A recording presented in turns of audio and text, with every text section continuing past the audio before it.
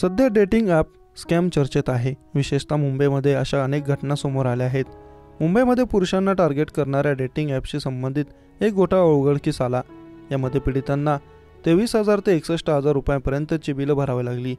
Micro blogging site असलेल्या Xavier Deepika Narayan Bharadwaj नावाच्या तरुणीने अशा प्रकारचं फसवणुकीचं एक प्रकरण उघड केलं.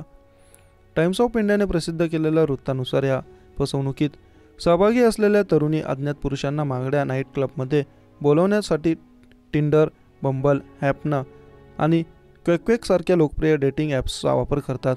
डेटिंग ॲप्सवर झटपट जुळणाऱ्या कनेक्शनपासून या फसवणुकीची सुरुवात होते. यानंतर संबंधित तरुणी पुरुषाला ताबडतोब विशिष्ट ठिकाणी भेटण्यासाठी बोलवते. तिथे गेल्यानंतर या तरुणी महागडे पदार्थ ऑर्डर करतात. यापैकी काही पदार्थ तर मेनूमध्ये देखील नसतात.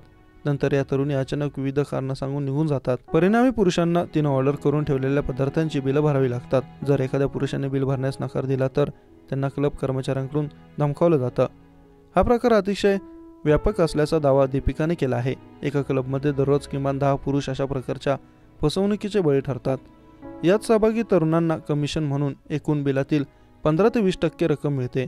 यावरून लक्षात येतं की हे एक संघटित ऑपरेशन आहे आणि त्यामध्ये नाईट क्लब व्यवस्थापनाचा देखील समावेश आहे. पीडितांना अनेक सायबर तक्रारी दाखल करून मुंबईत अनेक ठिकाणी हा प्रकार सुरूच आहे.